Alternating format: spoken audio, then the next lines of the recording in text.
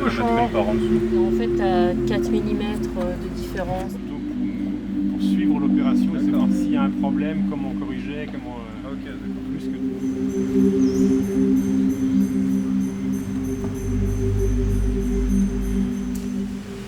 Nên là bây giờ tới cái khơi ngồi cái nhà phong trào cái nhà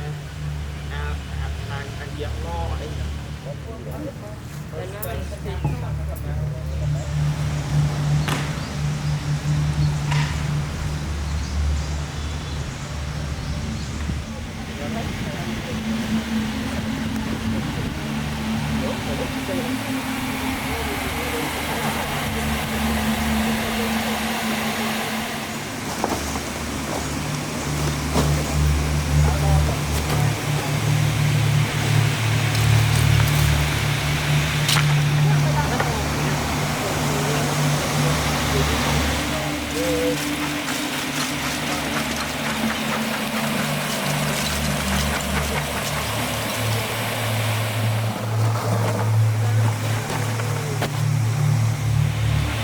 Déjà à 100 degrés. Ah oui, d'accord. Voilà, là, 220, 82. Non, celui-là, il marche. Là, on est en train de commencer à monter en température dans le four. Ce qui va nous permettre en fait d'arriver à 1300-1400 degrés. Et à partir du moment où on sera bien homogène dans le four, on va commencer à mettre le minerai. Donc là, je pense qu'on en a pour une petite heure de montée en température. Le but, c'est d'avoir toujours la même force de ventilation dans chacun des tuyaux. Donc on avait plusieurs solutions, soit on avait une seule ventilation, mais après ça aurait été très compliqué d'avoir la même force appliquée dans chacun des tuyaux. Donc on a eu le parti pris de mettre un sèche-cheveux devant chaque tuyau pour être sûr d'avoir exactement la même puissance. Très faible, on n'a pas besoin d'avoir un truc très très fort, juste pour que ce soit régulier. On a déjà testé ça il y a 4 ans en 2018 et ça fonctionne très bien et les sèche-cheveux tiennent parfaitement la route.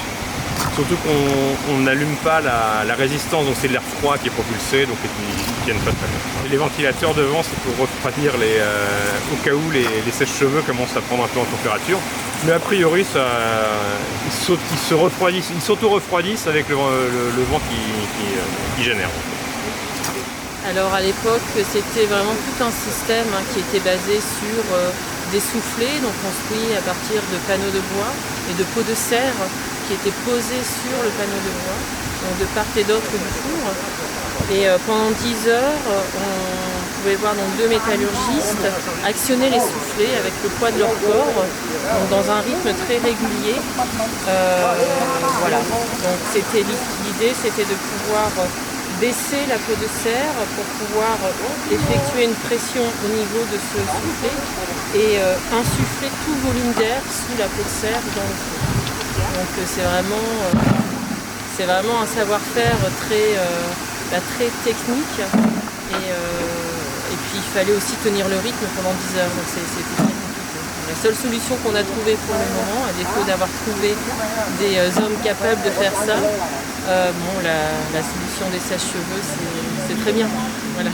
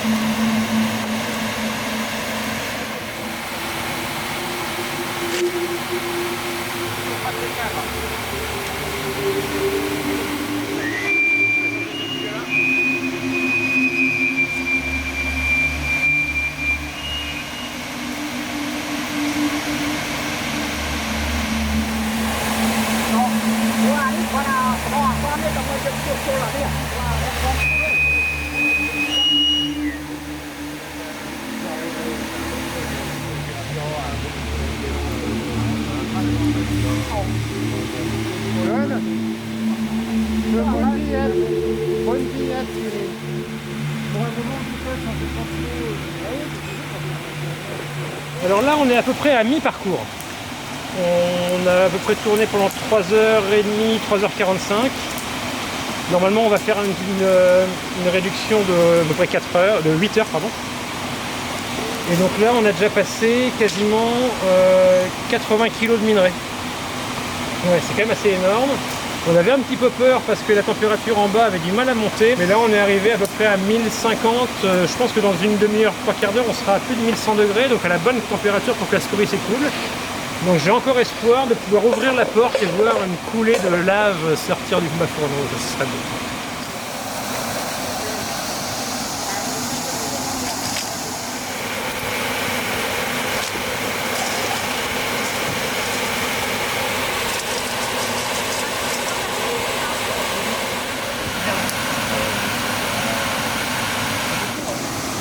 Les proportions voulues, là, c'est 4 kg de minerai pour 6 kg de charbon. Ouais, c'est la proportion qu'on suit.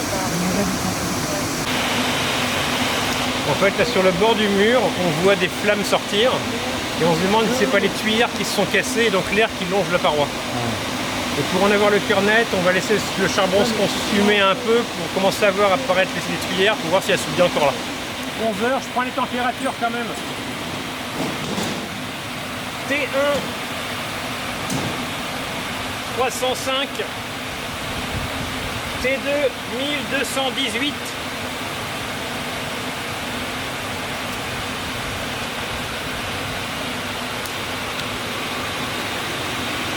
T3 630. Je sors T2. Alors, c'est quoi le début pour toi? C'est quand on a mis le C'est minerai? quand tu mets la première charge de minerai, 9h18. Et là, on a diminué la quantité de minerai en fait à 4 kg. C'est-à-dire qu'on avait réajusté, tu vois, la charge en minerai parce que le charbon de bois en fait consommait trop vite aussi.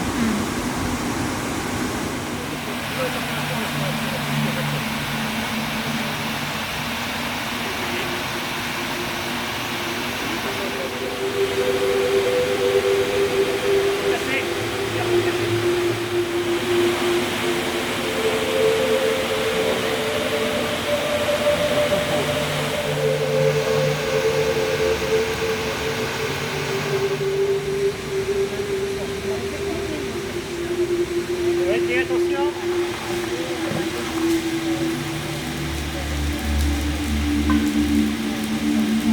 Je vais en remettre encore un. Je vais mettre 2 charges de charbon.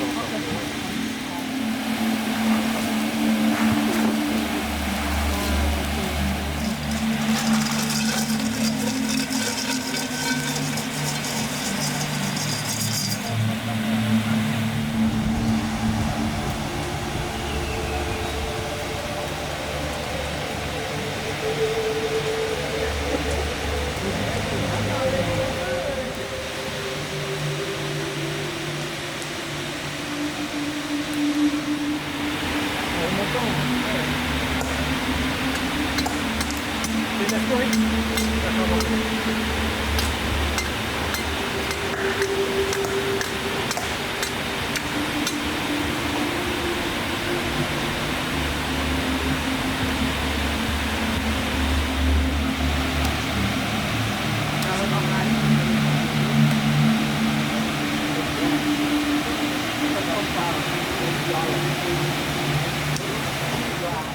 Non, on n'arrive pas à savoir où la scorie se forme et dans quel état elle est. Donc on a essayé de percer à plusieurs endroits.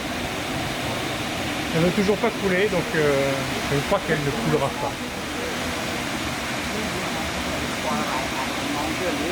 On verra au défournement.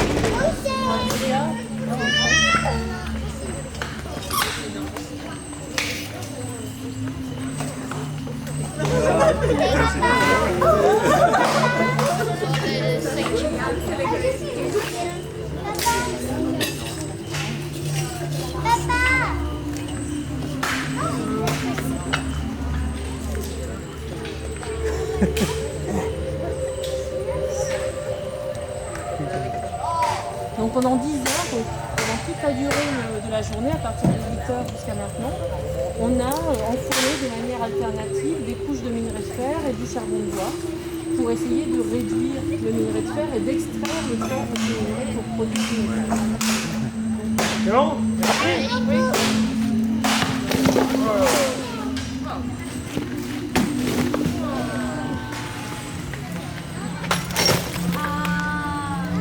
Alors là, il y a plus doucement parce qu'il y a une masse qui m'intéresse juste là.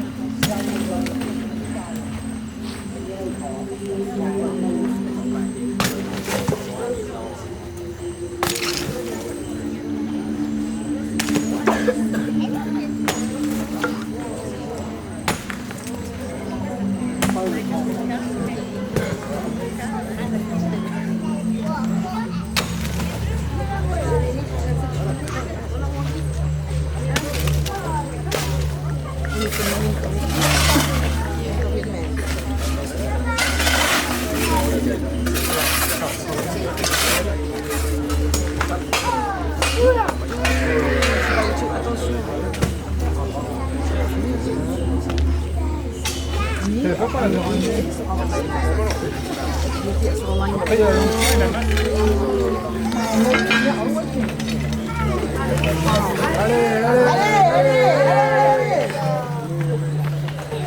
C'est un peu chaud.